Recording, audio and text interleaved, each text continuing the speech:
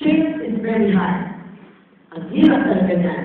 Yan ang pinaka-worst. Kung magtuloy ng managing changes is the worst. Bakit? Dahil ang tao may isip, may puso, makakasama. Bili ka ng 1 million na change. Hindi mo gusto yan, tabo mo yan, kung ilang sa kanila pinapon mo sa corner. Bili mo ang tao ng 1 million. Itapon mo yan, ibalik sa iyo 1 million. At sa 10 tao. Diba? So, in other words, what I'm saying here is that a person will always get back at you. That's why we have to deal with human beings in a sense that we have marunong silang masaktan, marunong silang umunaw, marunong silang magaling, lahat kompromisoan. Kaya napakaganda na ginag-illustration ni Brother Ray. Yung malaking puno, ako yun, doon. Yung malaki naman ang puno, ako rin yun. Malaki na ang puno, malaki ang puno, wala nang pag-asa. Diba? But then, kung hingin mo ang alam sa bang sa Panginoon, then we will deserve kanyang for the glory of God.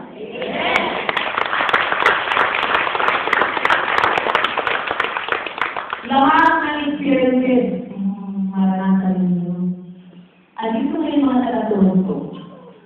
They know the first exposure that I had is in Toronto. I have the worst experience there. I have sin and I have observed and all the negative things will be said against you. To the extent, hindi nila alam yan, sa ating ang sarimatin, mag-iwan pa, sa sabihin pa, demonya ka. Sa sabihin ka sa Panginoon, demonya ka. Ang matatakot yun, di ba? Sinungaling ka, dayuhan ka, lahat na yan. Pinuport mo yung mga pangalan namin. Pinadalap lang kay Brother Mike, pinasailan mo lang yan. Mga ganun na mga ano. You know what? You know this kind of allegations. Just keep your mouth shut. Because the Lord says, I will fight for you. Amen!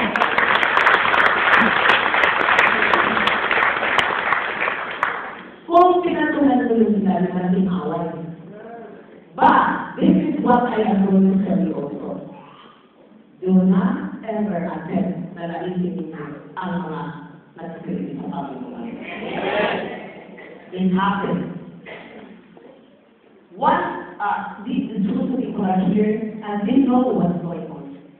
Yan sila ang mag-iwan ng magsasabi ng salita. Yan sila ang magsasalita ang design ko sabi. Hindi totoo yan. Yung sarap-sarap ng loob ng simbahan. You know what? The last 2 weeks ago, they informed me that they are already diagnosed with cancer, 4th stage. When I found out, I didn't call Brother Marcos, who be a pacifier in the street. Just the concept, the new concept, to go forgive. What happened? So they went. The next day they called. They're very, I said, oh, thank you. Kasi na kami ko interview na parang they are assisting everything and to that is a glory okay na. Kung salamat sa Panginoon, okay na sana.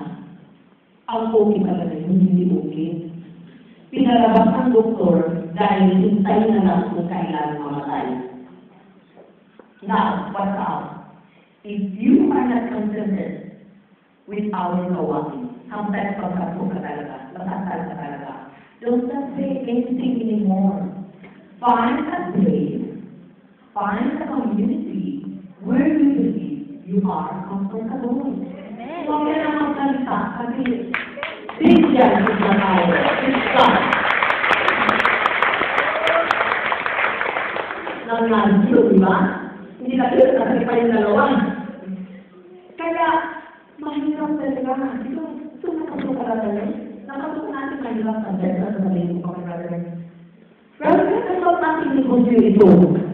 Kasi ang daming sa puno mo kaya ang daming mo. But then, you have to be prepared. You are called to God. Therefore, you have to answer to His call. namin yan mga pagsubok. Kahit na kayo mga disciples, nakawag namin ninyo yan. Nakita talaga.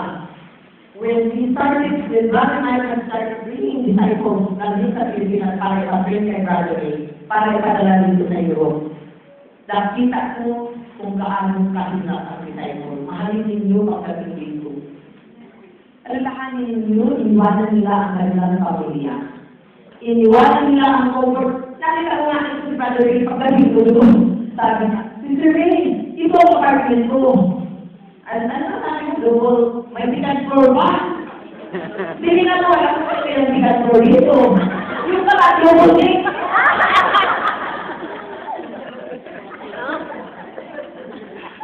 Yung asawa nila, yung mga anak nila na iniwanan, mahirap yun. Kaya, ang nilipin ko lang sa inyo, pag nagpadala kami dito, mahalin ninyo sila. Hindi ba? God is the glory. Kaya yung mga disciple na nandito, pag nag-pray na kayo kay Brother Ray yung sa Pilipinas, isabihin niyo ang pangalan sa amin para ma-recommend din kayo na doon din kayo sa Canada mag-learn for me. Iwanan din niyo ang inyong pamilya, iwanan niyo ang inyong anak. I want to leave the Brother Ray today, hopefully we will be able to get another 6 disciples by July. Where you can have it for 3 months, the pastor is so that we can really serve those areas, those chapters that need a lot of concentration for the disciples there. Amen. Kasi magdadali talaga, at ang tama talaga doon, where are you? Yan, sabi nila.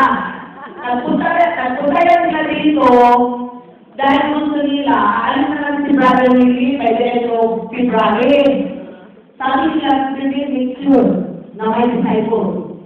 Kasi hindi pa kami pwede makawalan sa kanila. Amen? Kaya ganun na tayo. Ayan, Brother Jesus is here. Andiyan sa inyo sa Milan. And he is serving God. So, mahalin niyo sila. Si Brother Willie, nandiyan doon. Nagpagod na ako sa Amsterdam. Hindi! Brother Omar will be in Madrid, and Brother Paul will be in Melbourne. We already have all the mission order with Brother Paul. Amen. So that's the glory. At saka, sinabi namin si Dennis yun, kagaya kay Brother Philip, it doesn't mean na mag-contribute siya sa Amsterdam. At least, 1 week, every month has to go to Brazil and Pagpag. Kung ano pa ito kailangan ng service. Kaya yung sabi naman sa Dublin at saka sa Perlo, dito pala. Kautas dito, bata ka pala, mapalag ka, tinawag ka ng Panginoon, para magsindi ang bata-bata pa, at insay, at disco ka pa. Pero yun na, tinawag ng Panginoon. Every time I can see girl, like here, serving God, I'm always there. Why? Kaya ka nakapunta sa kaya pupunta. So therefore, by next year, 2013, we will see to it that there will be a lot of El Shaddai youth who will be representing El Shaddai in the world youth.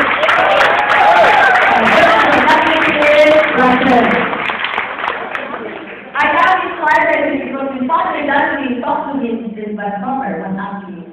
Sister May, why is it that you have so much youth? What do you mean we have? It was, I can imagine, all of those from Italy, from Rome, and from other places with their class, the Vancouver.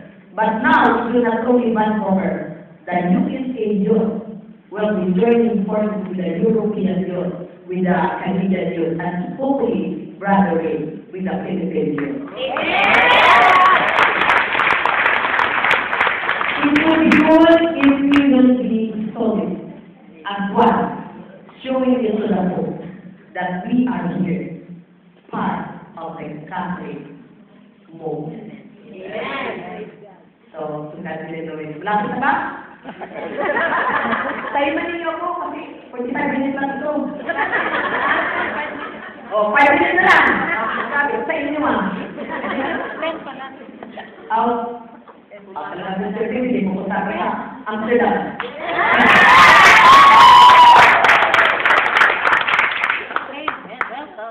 I don't know, I am really overwhelmed with the responses that we get here in Europe. This is our first conference, and rather be prepared because next year we will have that. Maybe not in this place, other places where everybody.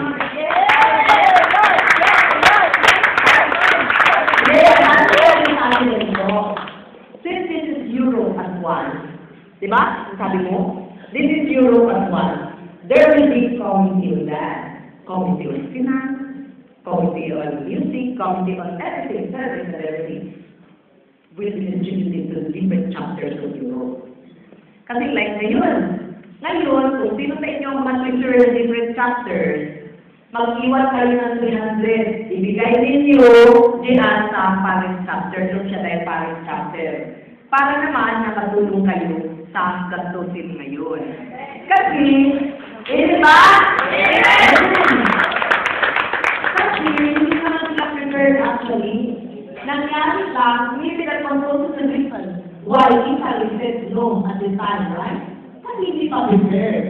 Kaya, ganito ko gawin natin, magtulungan tayo para sa ikalalasok na natin gawin.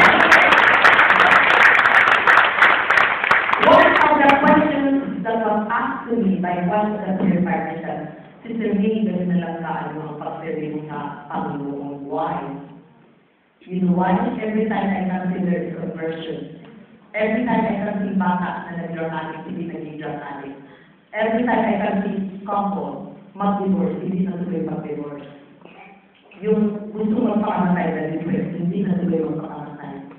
These are the things that inspire me to serve El Shaddai. Because El Shaddai is a peace for all of us who have peace of mind.